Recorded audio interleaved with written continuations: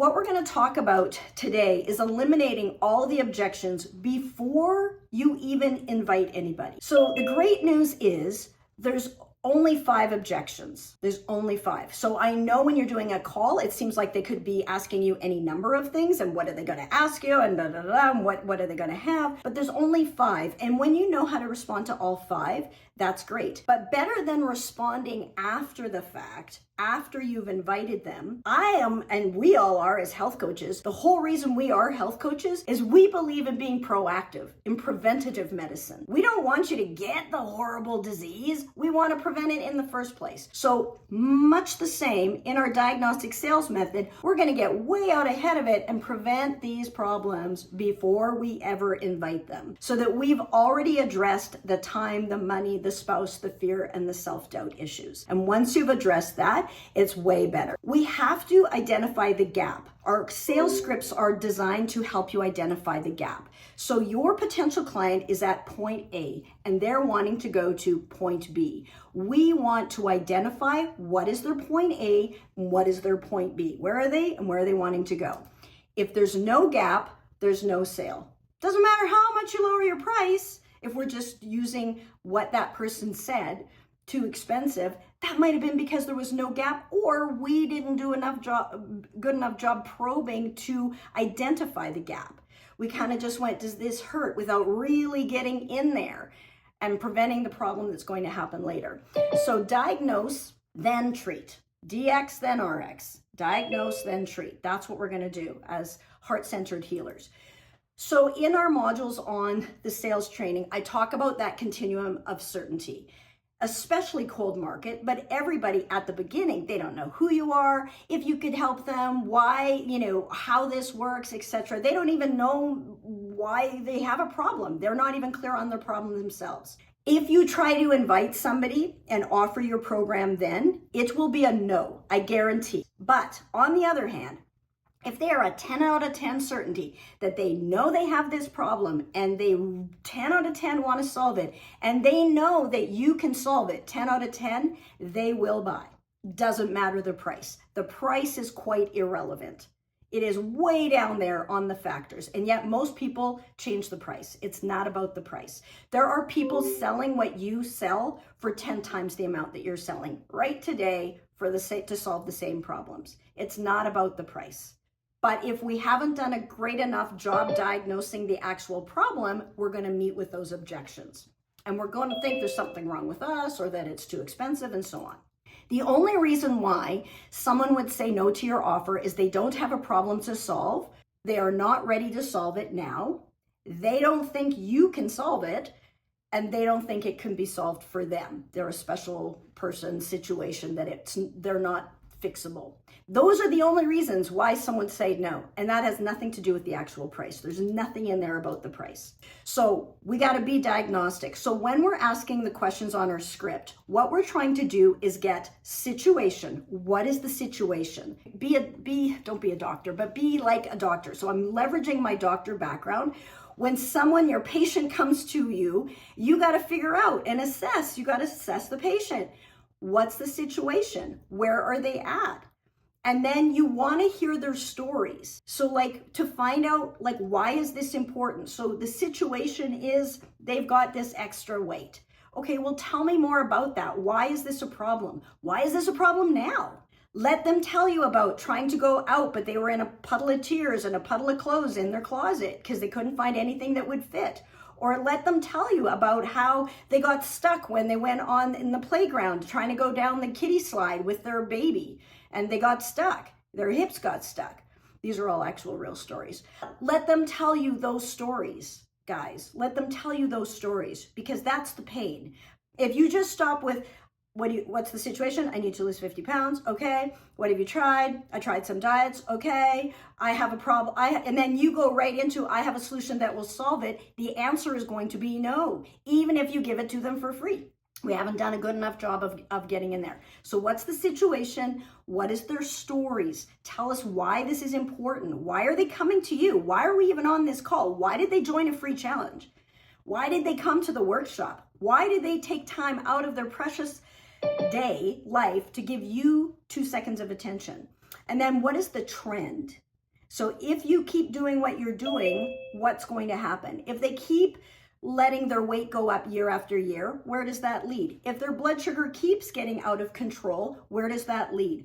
Follow the trail. We don't have to live the 20 years to realize that their blood sugar gets up, full-blown diabetes, they get medications, they get on insulin, they get on, they're on dialysis, they get leg amputations because of the poor wound healing, their kidneys fail, they go blind, they have amputations, they can't be there, they don't get to see their kids graduate or get married. Like, this is real stuff.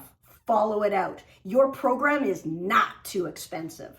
What's expensive is just being surface here with them. If we really care about them, heart-centered diagnostic, we got to get real. Where does that trend lead? And then the identity. So we want to confirm what their identity is. The fact that they're on a call with you means that to some extent, they're one of those people who wants to alter the course, alter the trajectory.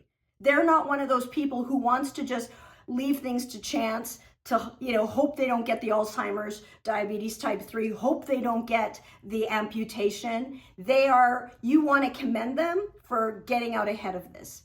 Then we have labeled them with that empowering thing that they are the type of person who takes action on this, who cares about this, who really wants to be there for their family, and so on.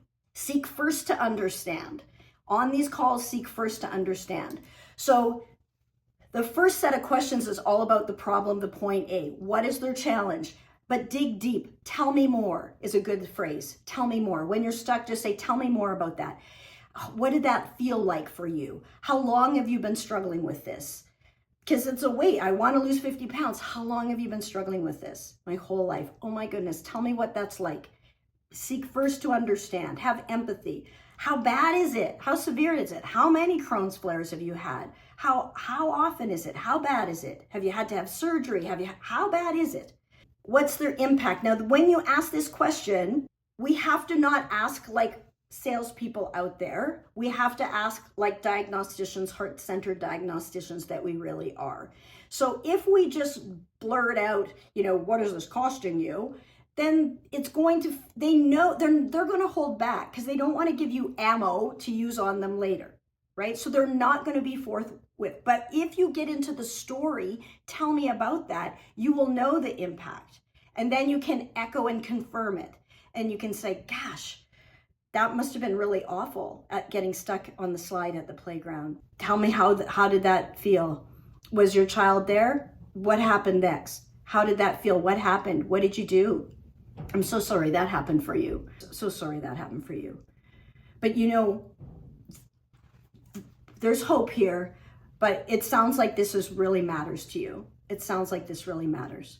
Find out what the cost is. Now, we don't go directly, what's the cost? Because they're like, it's not so bad. Because somehow they've been putting up with this for 30 years. Look at all the costs. So when they say, like, when you ask them the question, what have you tried to solve this? And they say they did this medication, find out how much is that? How long have you been on that? Because that's going to lead to our next bit, which is the trends. How urgent is this to fix? We don't necessarily have to go direct at this, but these are the questions in your mind that you are trying to pull out from their stories.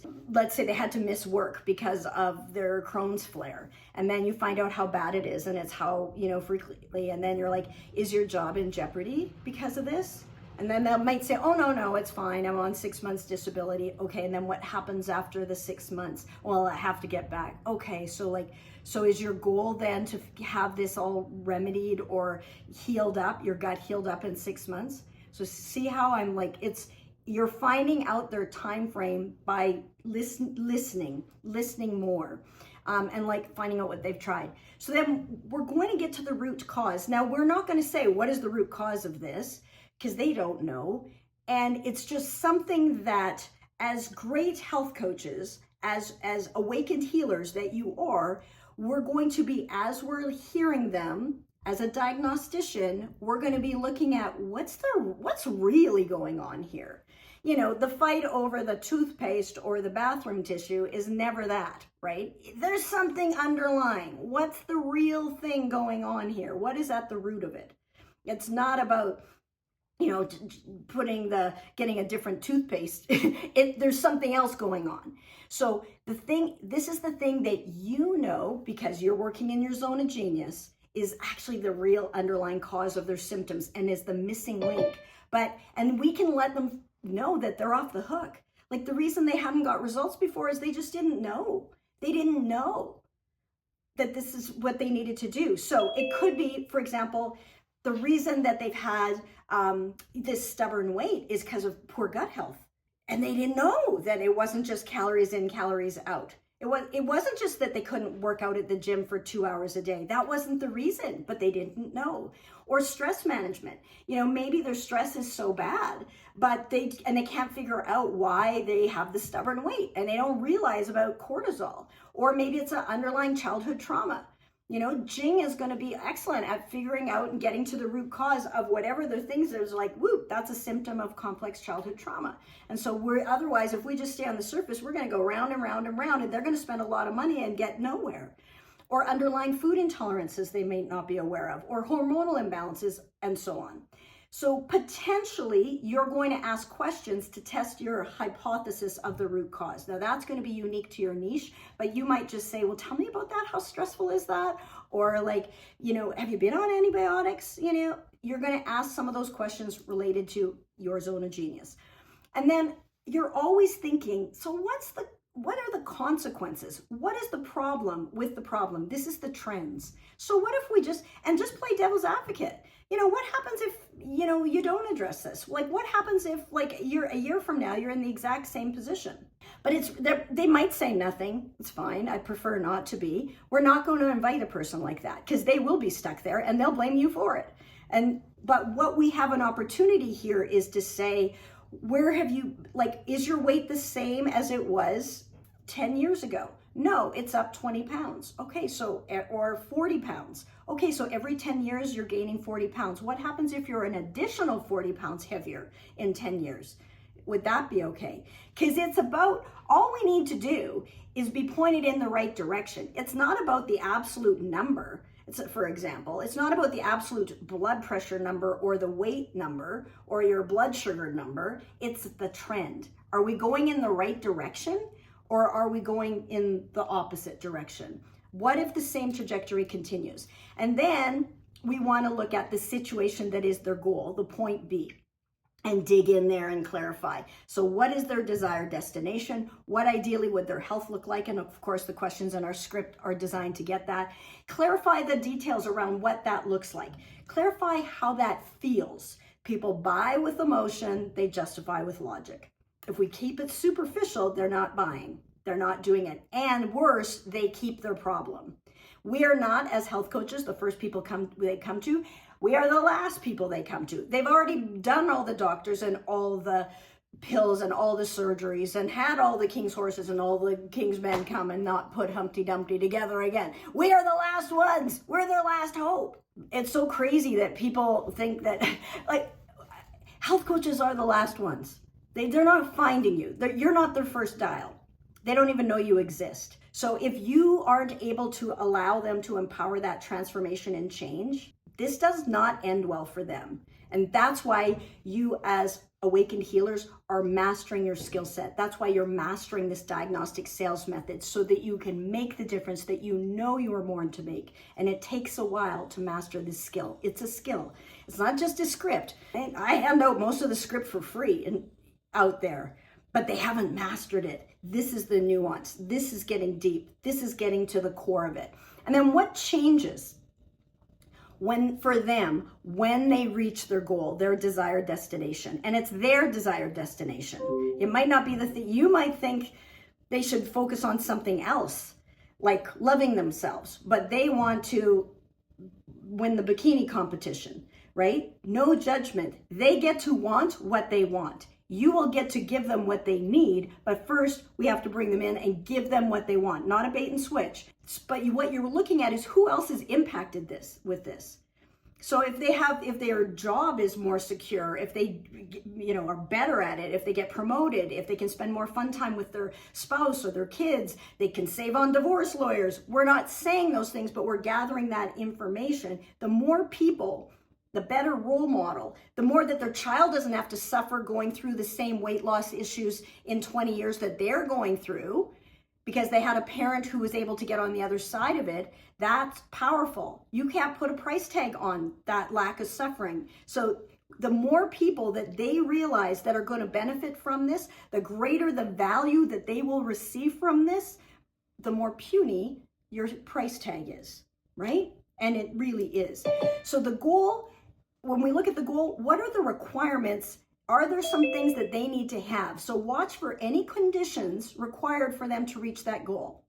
So look for the potential objections like time. Are they talking about how they're so busy and that? We're going to probe into that. I'm going to go into that in a minute. Money, the spouse approval. Do they have to get everything run by their spouse before they can eat anything, do anything, spend anything? Confidence, belief. What are those potential requirements? Do they need to be able to, in their mind, be able to afford a gym membership and they can't? They will have some false limiting beliefs about things that will prevent them from doing your program because of a false narrative and paradigm, which might be very common out there. It's just that they don't need to have that. They don't need to have 50 hours a week to be able to get healthy. They don't need to have hundreds of thousands of dollars to get healthy, and so on and so on.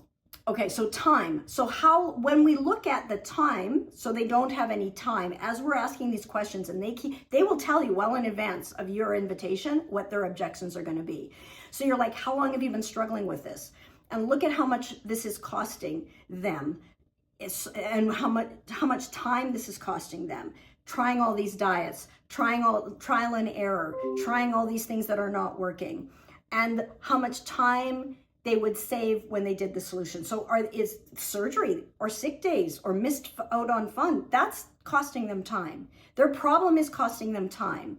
So we want to look, when they're giving a time objection, you want to look at, consider or ask, be curious, first seek to understand, how much time that's costing them. And then consider how your program saves them time from spinning their wheels, trial and error, not knowing what to do. So they might not know what to eat.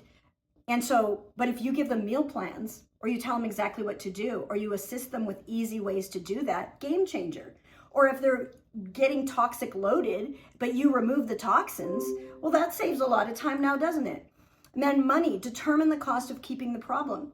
My favorite example, one of our clients, she got her client off a $600 a month medication. If that client lives another 20 years, which is reasonable to expect, she will have saved $144,000 and been in much better health. There is no scenario where your signature programs, guys, are too much money. That is a lie built on inadequate information. It is never a truth. So don't buy into that. For your front end or your back end, it is not true. It is not true. It is people value. If the value is great enough, the cost doesn't matter. But if the value is not great enough, the cost doesn't matter either. I know that we've designed your programs to deliver excellent results, so they are worth it. But also, I know we're not charging too much. None of you are charging much. There are people in your space charging 10 times that.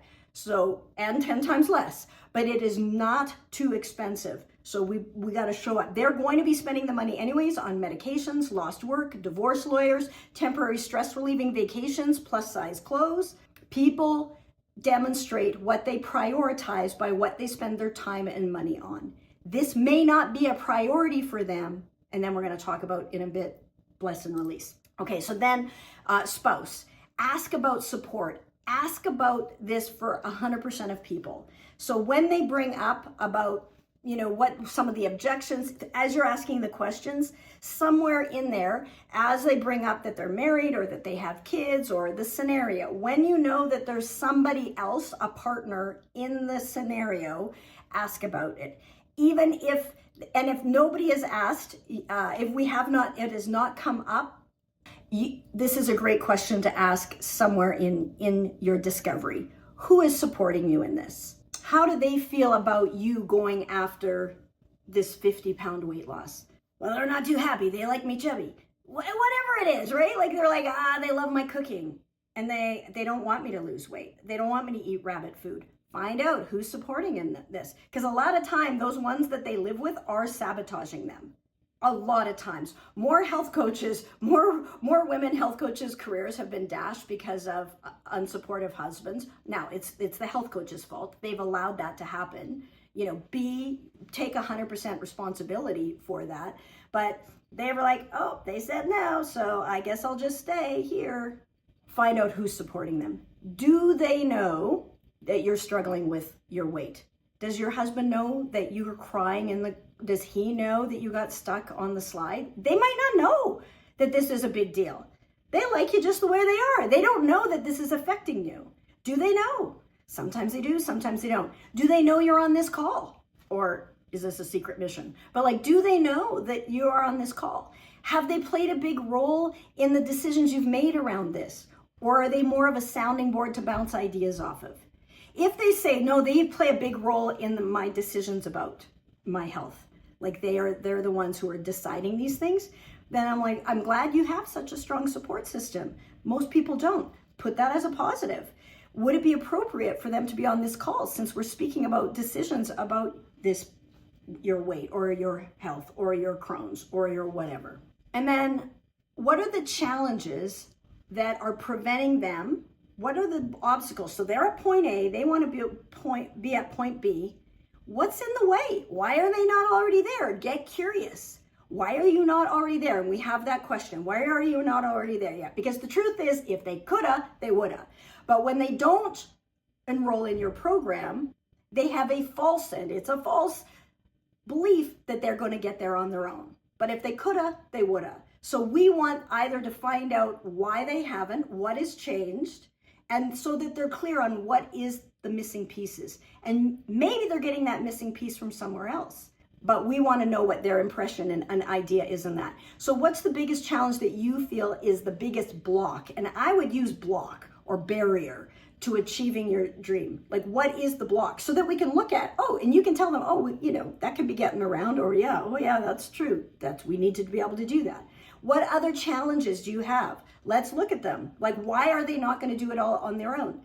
I have no willpower. I hate exercise. I hate vegetables. My spouse is not on board. So unless we address those things or we have a way to deal with those things, they're not going to do this because in their mind, these are things that they can't do it. And there are also reasons why they're not going to get there on their own.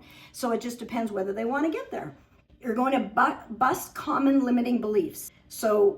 And this is the time where you could put a quick case study example. And so people will sometimes say, for ours, they'll maybe say they don't have any social media account. They hate social media. And they've seen out there that in order to be successful as a health coach, you got to be a social media influencer and a content creator 24/7. So then I'm like, okay, I guess that's certainly a common belief out there. So you can agree, that's certainly a commonly held belief. Question is it true? Is it absolutely true?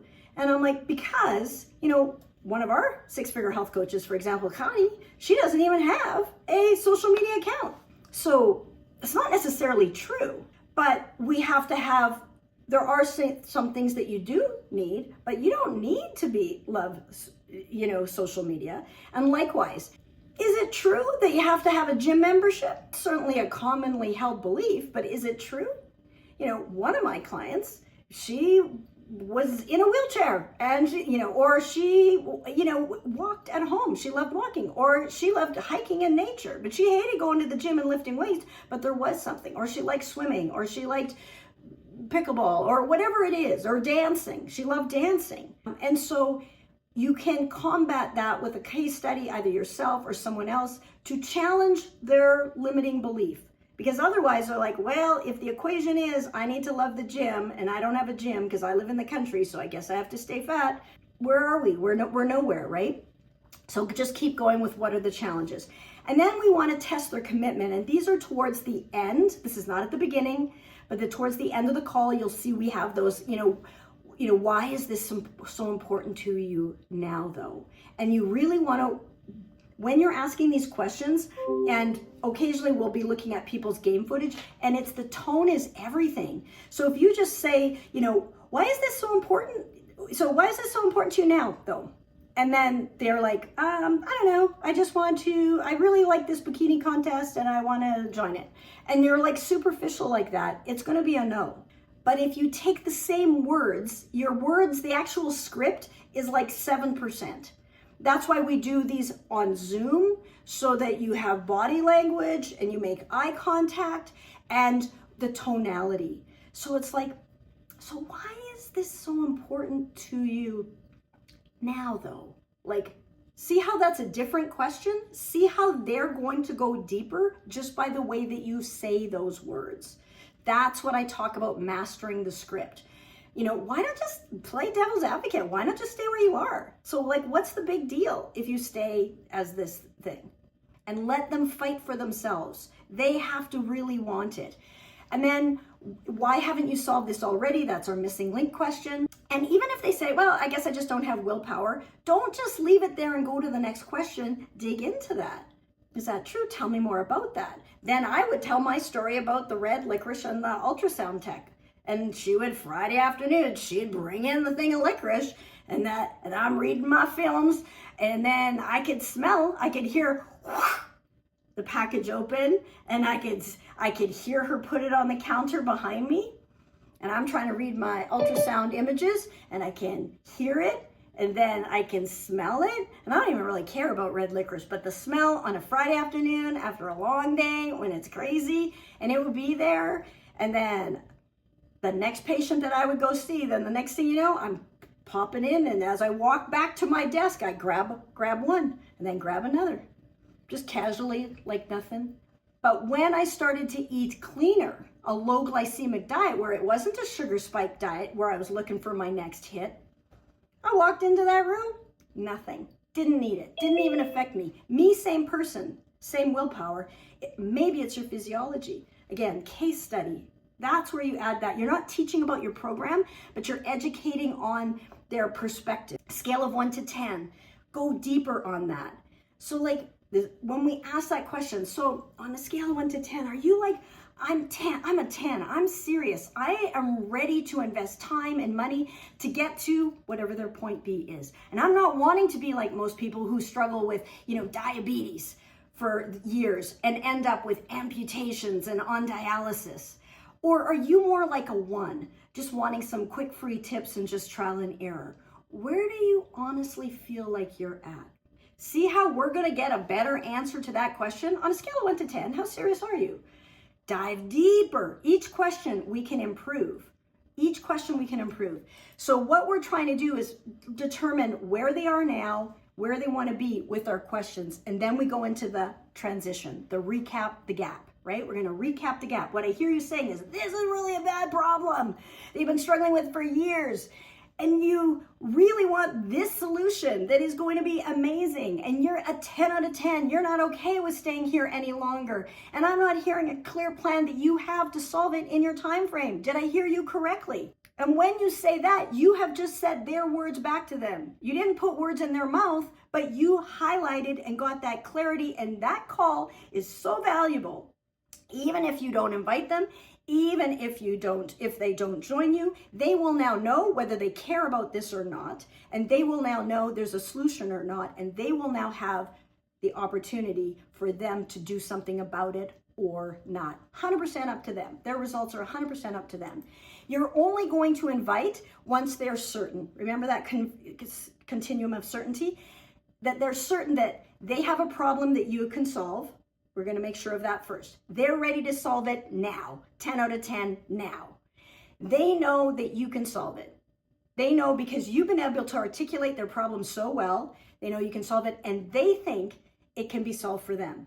Like, there is somebody else who didn't like vegetables, didn't be on social media, there is somebody else who didn't go have a gym nearby, who got the results anyways. This will work for them.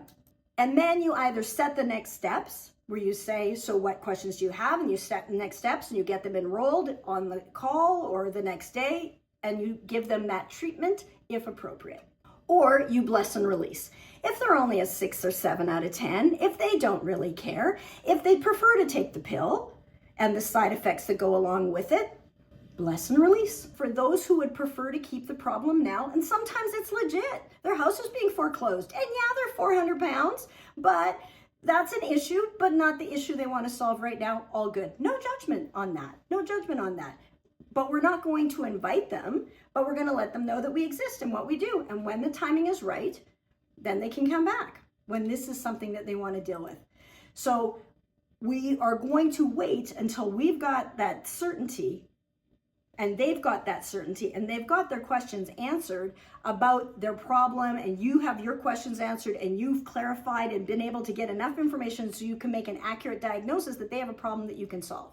So those 5 objections, the great news is we've already handled them before we ever invite them into our program. So much easier. So the time, your program is going to save them time and money, and it delivers results. So it's going to save them time, and it delivers results. Money, your program saves them money because it delivers results. So they don't have to try 20 other diets and things, or take trips or divorce lawyers. It's going to save them that. The spouse, we've addressed the support requirement. You are going to be their support. So they can lay off their spouse for, food fighting. Right? They don't have to have an argument about food every day with their spouse. They can eat what they want. You're going to help them eat something that's going to support what they want, right? And then the fear, the clarity of questions has increased that certainty so that we've gotten rid of some of that fear, and the self-doubt, the clarity of the questions, and they've got increased certainty that they're in the right place, that you are the one who's going to be able to handle that. All right, that's it for our teaching segment for this week.